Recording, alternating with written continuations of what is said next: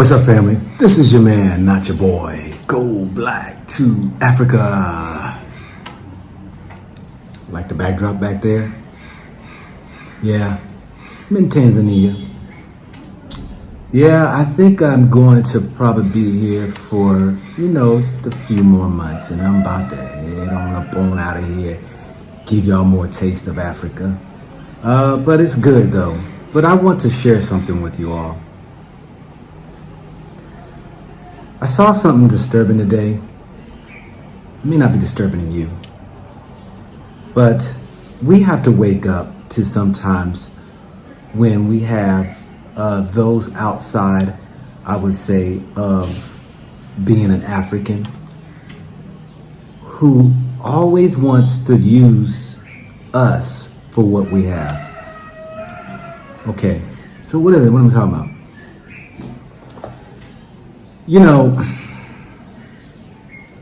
I was contacted by a YouTuber, Caucasian YouTuber, and he wanted me to collab with him and do some setting at a pub, a place with people around and stuff like that, and I wasn't interested because this is the first thing came to my mind. First, I did my homework on the guy. And here it is that he's just started his YouTube channel. And he's in Tanzania. He's supposed to be here for a few weeks. That's what he told me on the email. And I politely declined to collab with him. And why am I saying that? Over my 54 years of experience, I have done business with white people. I have coached white people's kids. I have coached almost grown adults on sports. I have was supervisors over white folks. White supervisors were over me. Management and leadership and all that. And I did very well. It's good and it's bad. And I come to learn though, that now hear me out on this, that even white people who say they're not racist, they're not biased, they're not prejudiced, they still behave in a fashion that they don't even understand what they do when it comes to them displaying superiority complexes. They sometimes don't even recognize when they're doing it and will swear, but I'm not prejudiced, I'm not racist, I didn't mean it that way. We got to understand some things, family. So the young man contacts me. I politely decline. Okay? Now, I see him on another brother's show. All right, this young brother here, he's in Tanzania. He just started his channel out.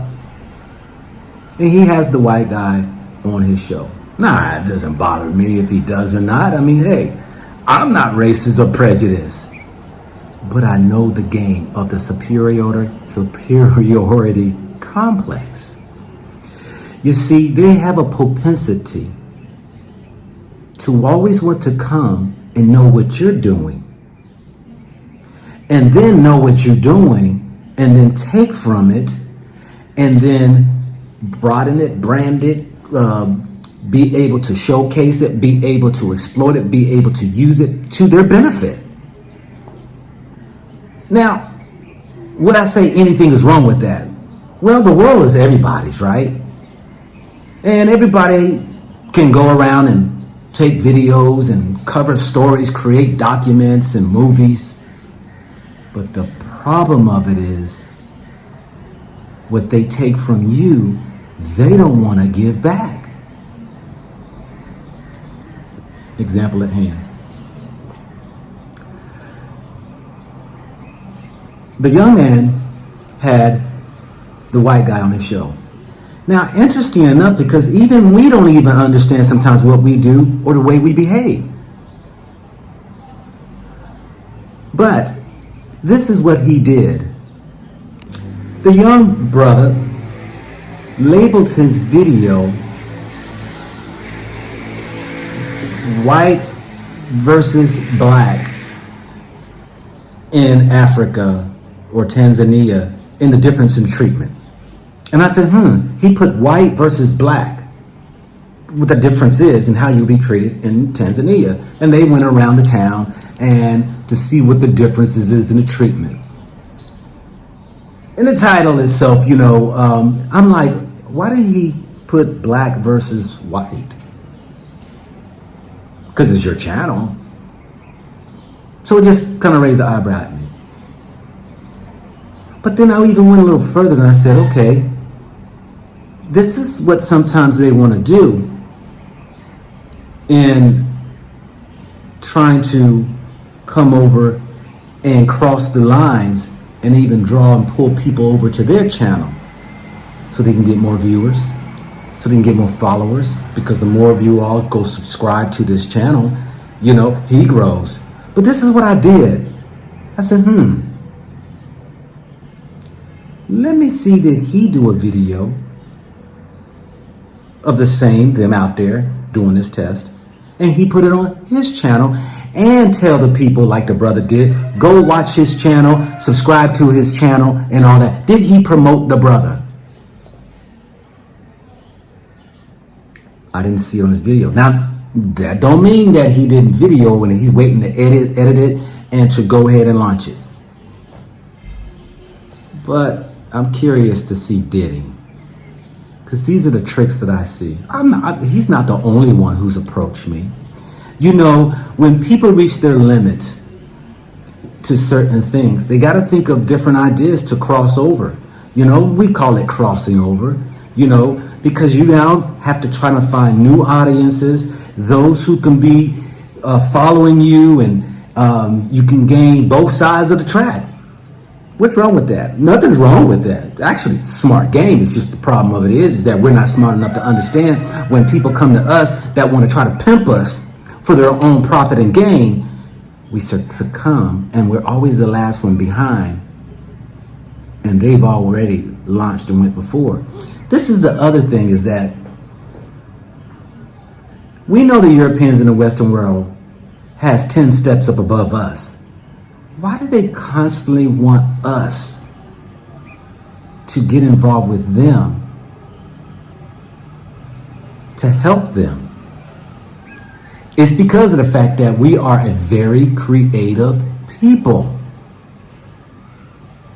We always unconsciously, put them higher than we are. Now, hear me clearly. I have white associates. Matter of fact, I had a white guy yesterday when I was invited out by a brother that I did an interview on. And we sat down at the table, and the white guy says, hey, you're Go Black to Africa. He says, man, I've watched some of your videos. I was like, hey, all right, cool. I gave him the pound. Don't mistreat the guy. Don't even hate the guy, let alone don't even know the guy. But he's on my channel. But what I'm saying to our people, when you look at the history of how we have done to ourselves, and even how the Westerns, Europeans have done against us, it has always left us behind. They are not trying to promote, push, and put in front us. I've had Orientals reach out to me on my emails, want to collab with me, want to do sit down talk and conversations, get to know and all that right there. At this moment in time, I'm not even wanting to even do that. We have to wake up as a people, because it's a shame that we're not promoting and pushing each other. Let me share an observation with you all.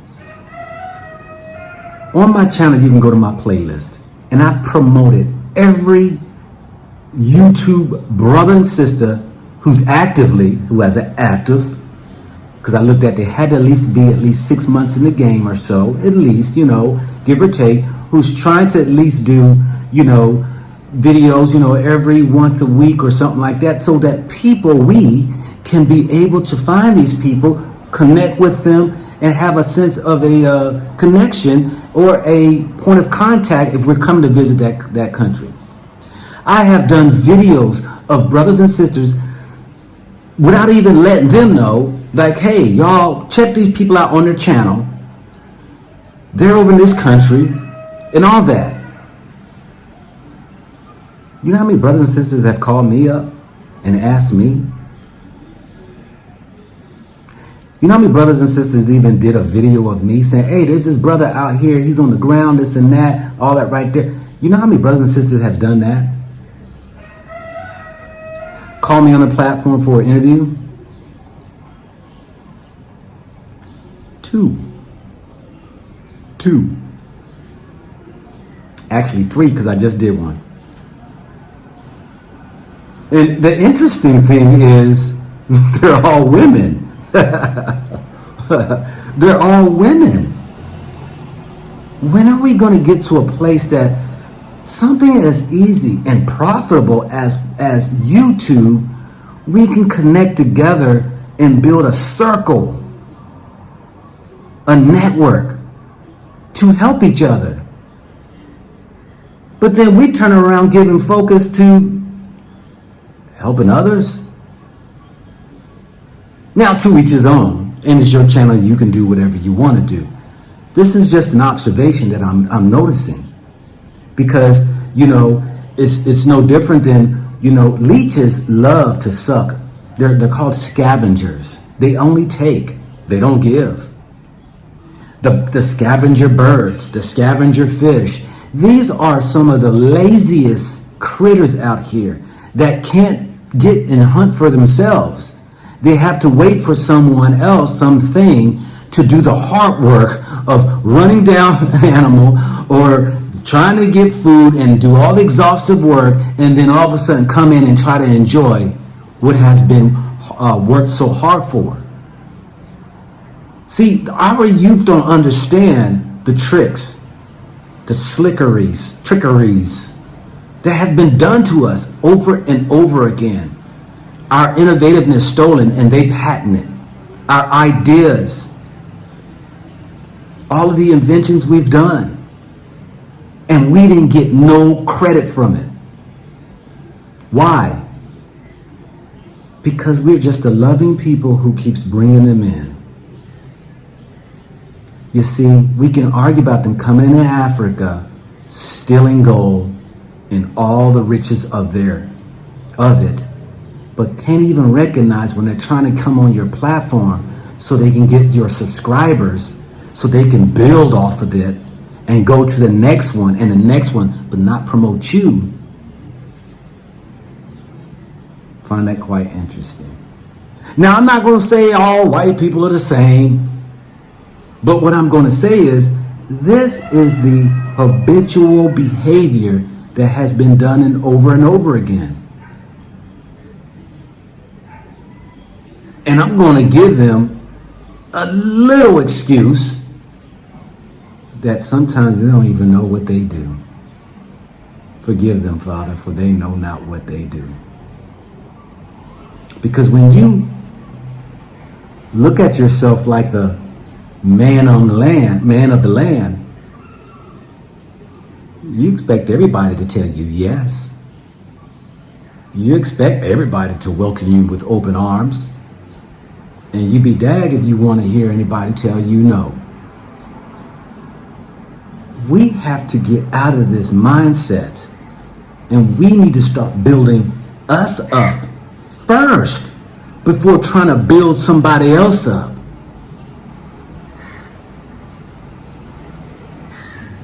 You know, so it's like, I'm not saying that you can't do business with, you know, people of different races. No, not at all.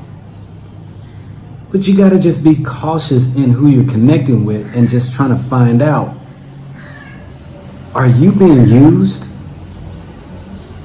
Are you getting equal share, if not more, than they are?